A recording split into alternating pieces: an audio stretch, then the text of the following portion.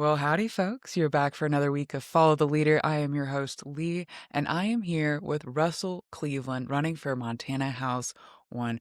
Welcome, Russ. Thank you so much. Happy to be here. Absolutely.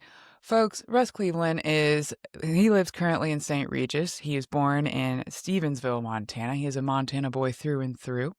Raised on a farm after his childhood and graduating from Montana, I want to say from Montana Public Schools, correct? Yep, Or, I'm sorry. Okay. yep, yep. Uh, After that,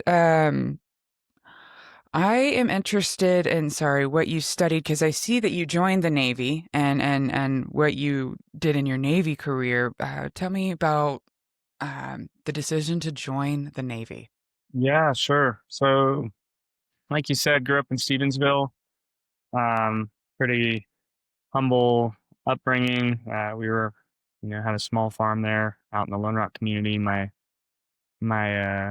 parents ran a 3 mile store out there for a while. That community knows it well. It's known as a 3 mile trading post. It's been kind of a country store for decades and decades and decades. And then my dad worked for the FAA in Missoula. He was an electronics guy, and his education was in strictly Navy. So I was the first to go to college out of the men in my family, and so I jumped on at Montana Tech and initially started studying electrical engineering and playing football over there for Bob Green, and really loved it. Butte's a great town.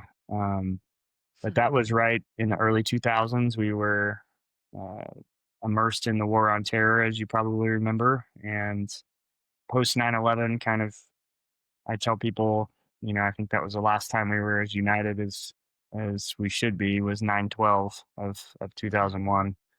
And we've seen huge divisions since then.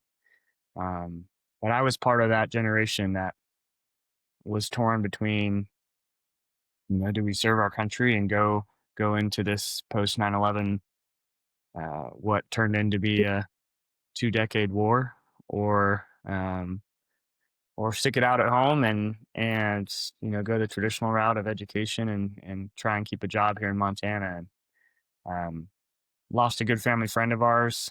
Dean Pratt was a Stevensville boy too. He was a Marine and unfortunately lost his life to an explosion in Iraq. And that was kind of a turning point for me. I decided it had hit home and decided to follow my family history, which was my entire dad's side was Navy, my entire mom's side was Army. So it was kind Hey, sorry, folks. We were having some technical difficulties over here. Russ was explaining his work into the Navy.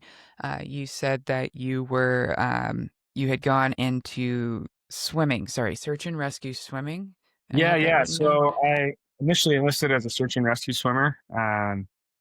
Really was pretty motivated by kind of a high energy, high excitement level field, and then ended up getting more into avionics. So at that time, you chose between which technical field. If they're going to have people on a helicopter, they want them to be trained in something as well. So air crewmen were cross trained into a certain field, and so I chose avionics with my electrical engineering background at Tech. So seemed like a natural fit. Graduated top of my class, and so I ended up serving my entire enlistment working on helicopter electronics. So it was great duty. Absolutely. Well, thank you for your service. I know we appreciate it. Here in Montana, roughly 10% of the population has served or serves in our nation's armed services in some capacity. And that means something to Montanans. So thank you. Yeah. I I'm curious, when you were in the Navy, what was that like? What did you experience? And what have you seen just being out of the Navy and working along veterans and meeting veterans along the trail? What problems have you seen, both in the military and then for veterans in VA? Yeah, I'm glad you asked that because um, most veterans are proud of our service in one respect or another, whether it be for our training or the camaraderie or service to country.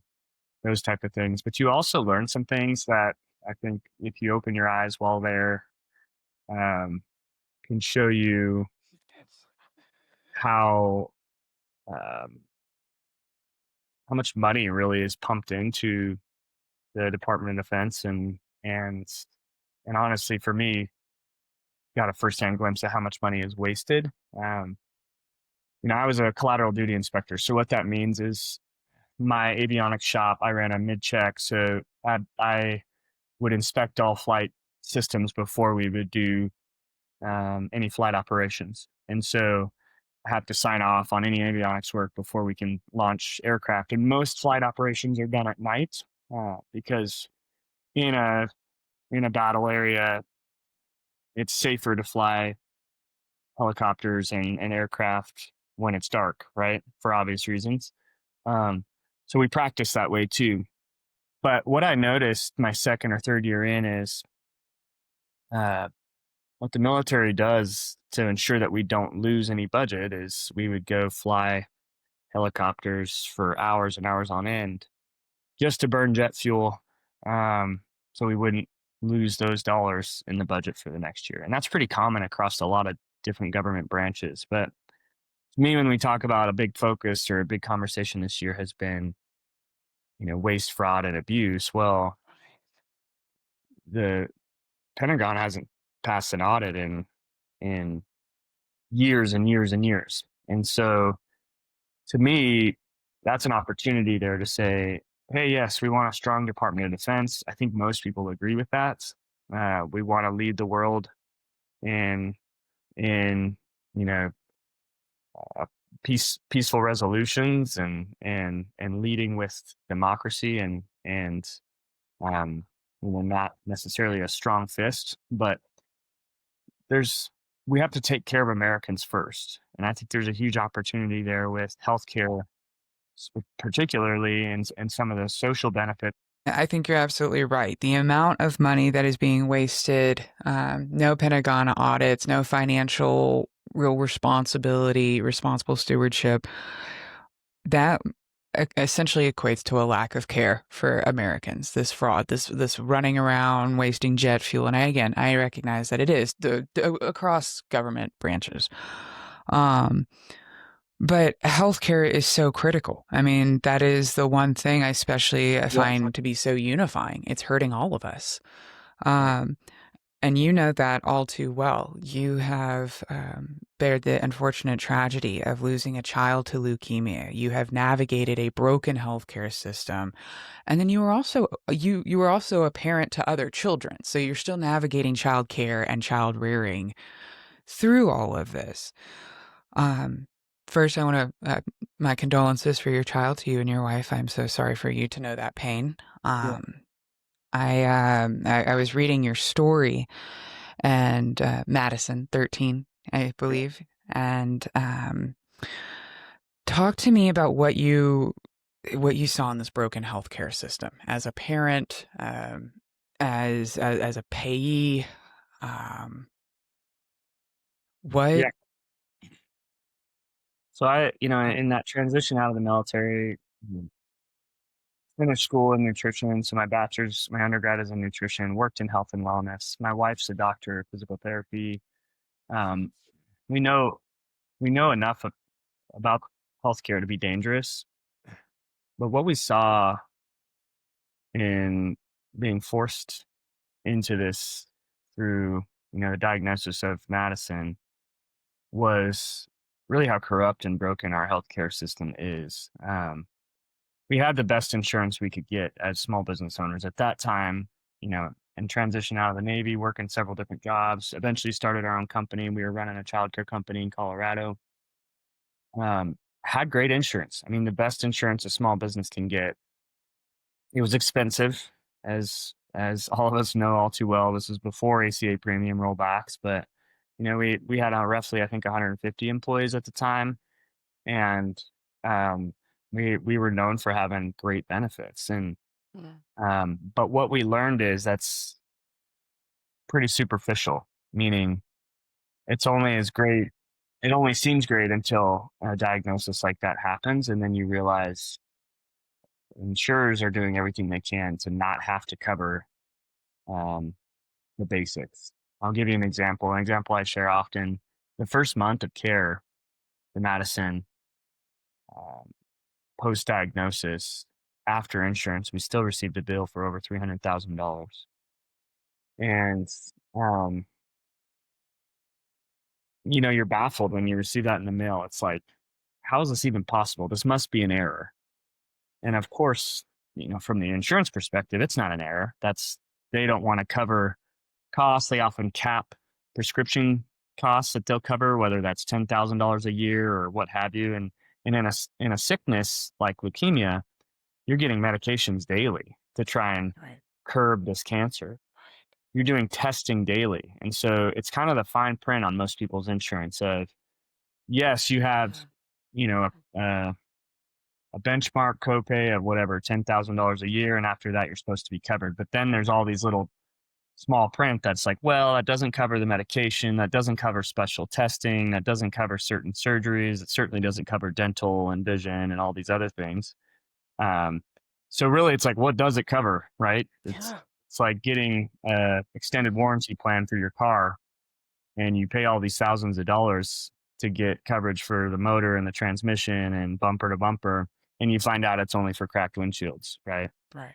And it's like, well, I would have been better off paying for the cracked windshield outright than paying these Right. thousands of dollars for this extended warranty. Well, that's how our insurance is set up. It's set up to fail, and we learned that the hard way. Um, and so that was our first experience with it. Madison unfortunately didn't make it. She passed in August of that year. And that's what motivated us to move home to Montana. We were in Colorado at the time. Um, and for us, it was transformational in two ways. One, because we realized, you know, this healthcare crosses the divide. It doesn't matter what party you are, it doesn't matter whether you're a Republican or a Democrat.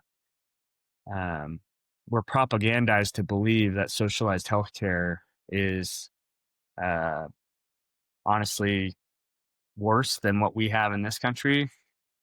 If you just start at the very basics, just the stress of having care or not having care extends life for most people. Mm. That financial burden, that stress, and just wellness checkups, preventative care, all of those things that actually lead to better healthcare long term are removed. Those barriers are removed. Right.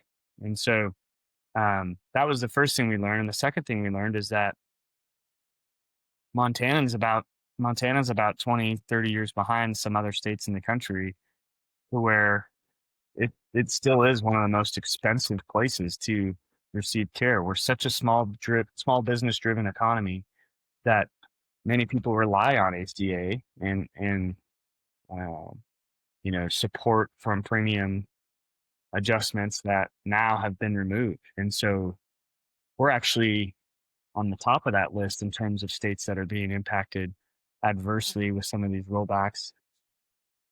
Long story short, to keep this explanation simple, Montanans are forced now to be choose between heat and healthcare, and that's not a choice in Montana. I mean, you can't go without heat; you'll freeze to death in this state, Right. right? Um, but healthcare costs on average, I've talked to dozens and dozens of people over the last couple of weeks whose premiums went from $700 a month to $3,000 a month. That's just not possible for No. most people. No. Not at all. And that's absolutely true with the small business driven economy like we are. And then with so many folks, you have the small business driven economy.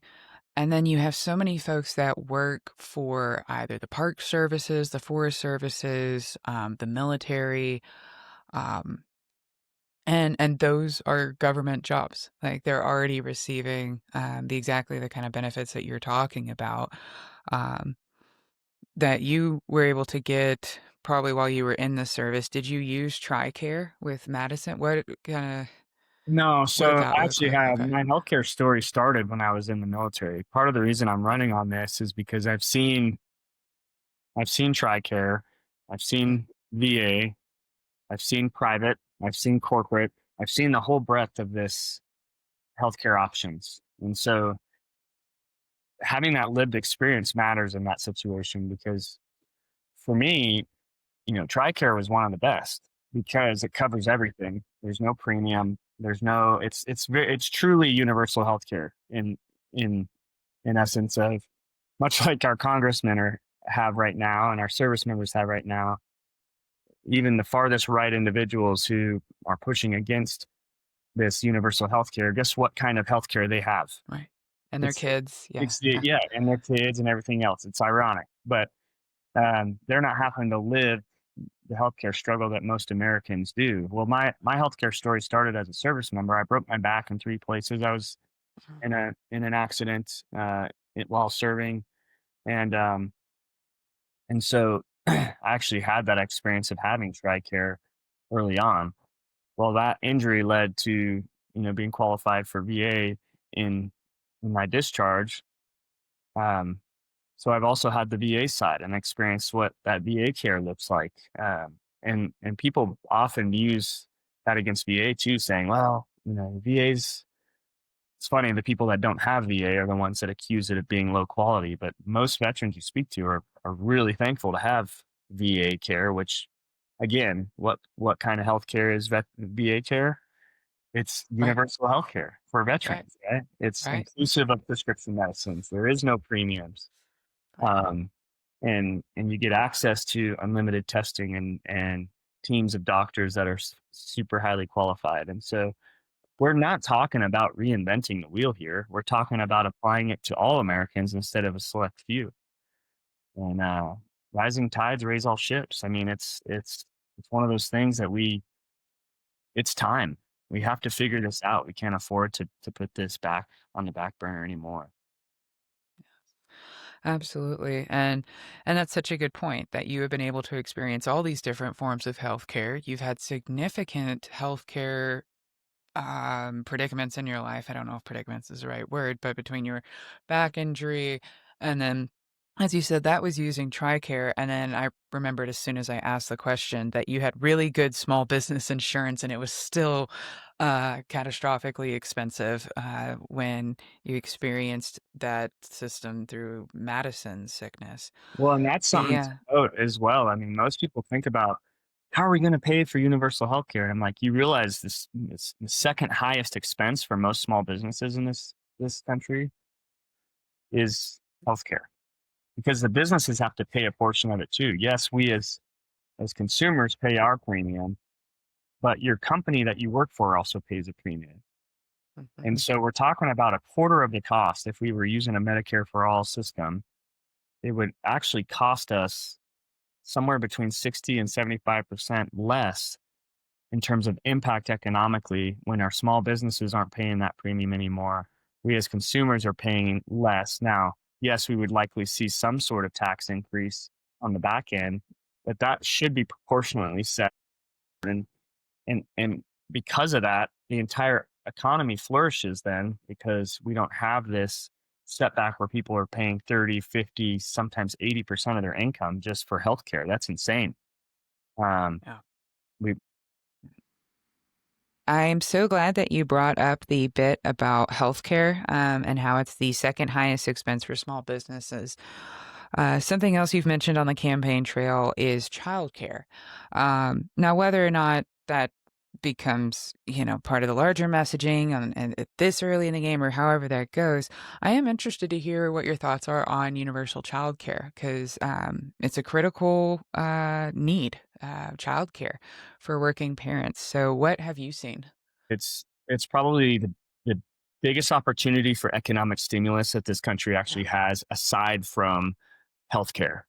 If you look at people's three most expensive costs, working families, it's going to be housing, healthcare, and childcare.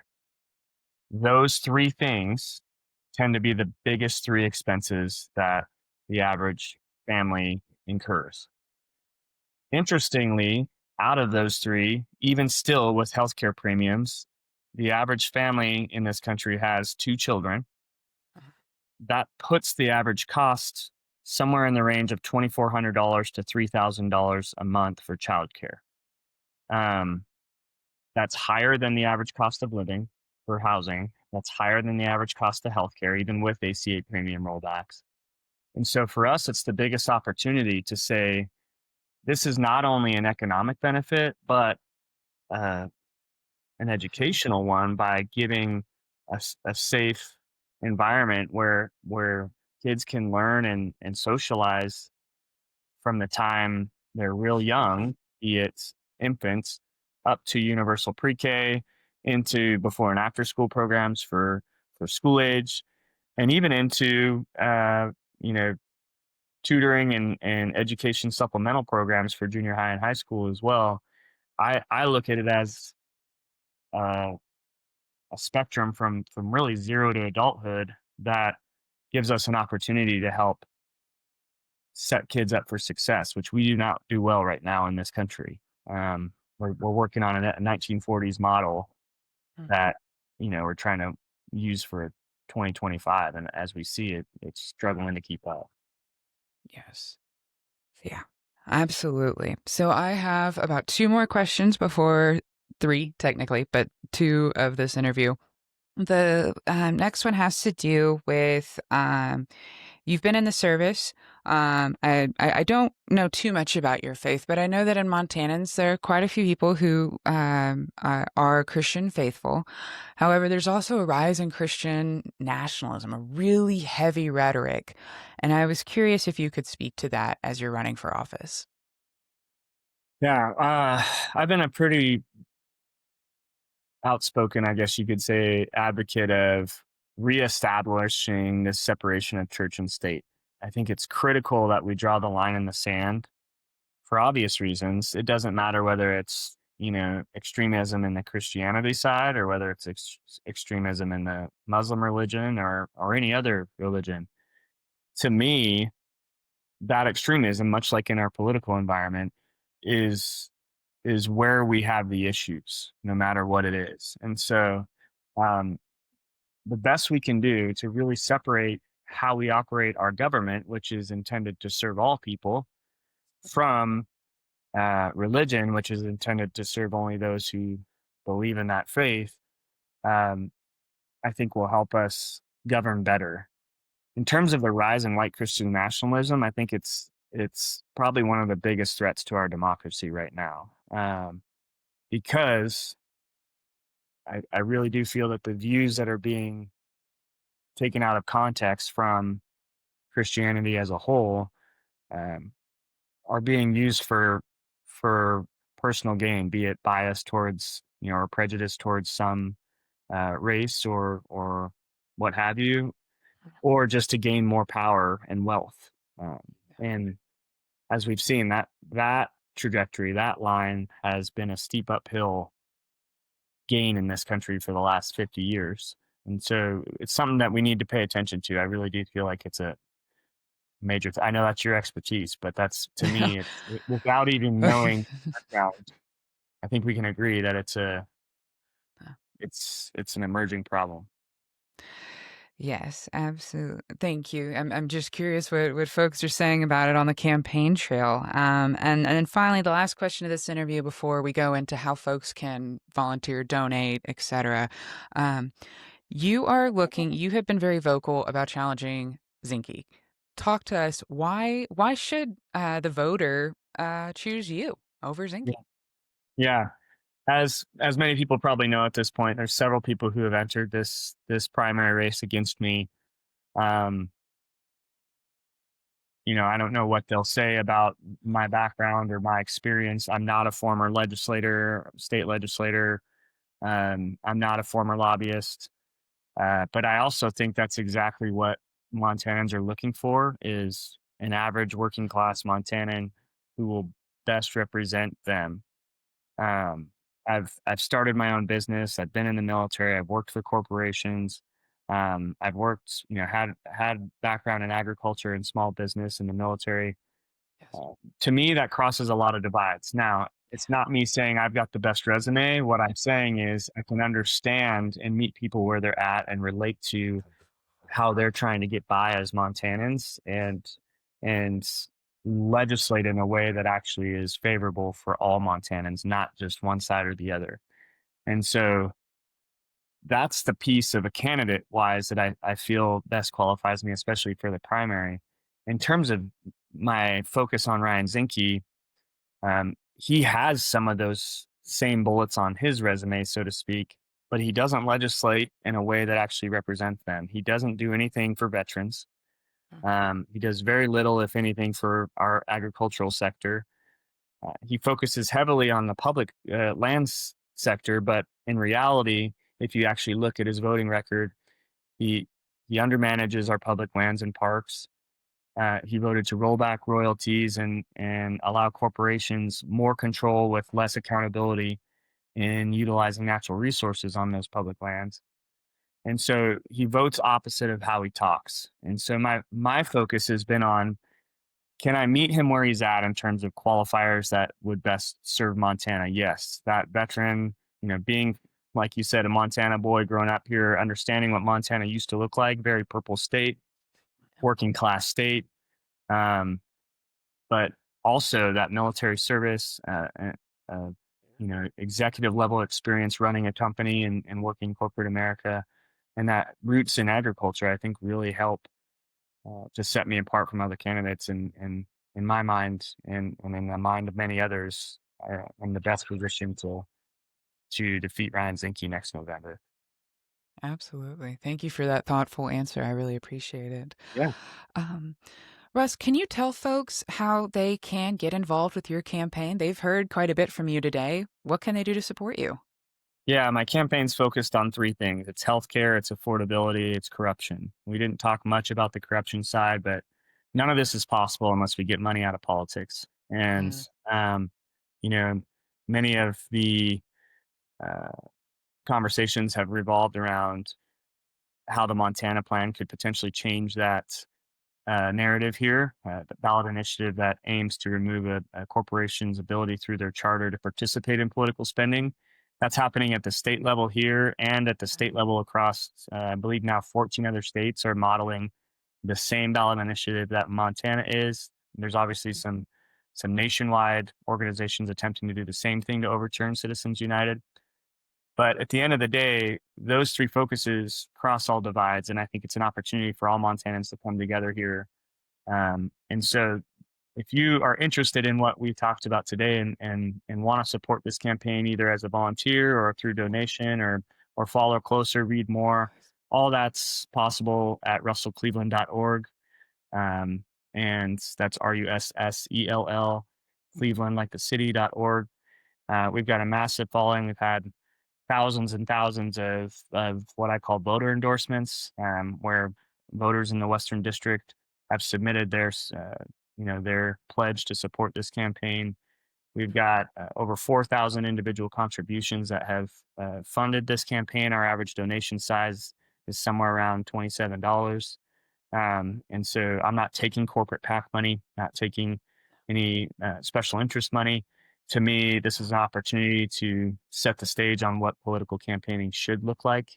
And so, yeah, you may not have heard of me because I don't have a $2 million budget to make fancy launch videos and pump a bunch of commercials out into the atmosphere. I'm out on the road talking to people, and I think that's how you build trust, and that's how we're going to make change. So, absolutely. Russ, that was fantastic. Thank you for that very clear answer. You can tell you've got this down pat. Um, Hey, he's got this, y'all. You can check out his platform, like he said. It is russellcleveland.org. It's a very well organized website, very easy to learn more about Russ, the candidate, his platform, and the endorsements he's received. He's received quite a few, so go check those out. Make sure, volunteer, donate, learn more, or just go check out his calendar so you can hear him speak in person, maybe get to know him a little bit more. yeah, Folks, thank you so much for a great week. Russ, you were awesome.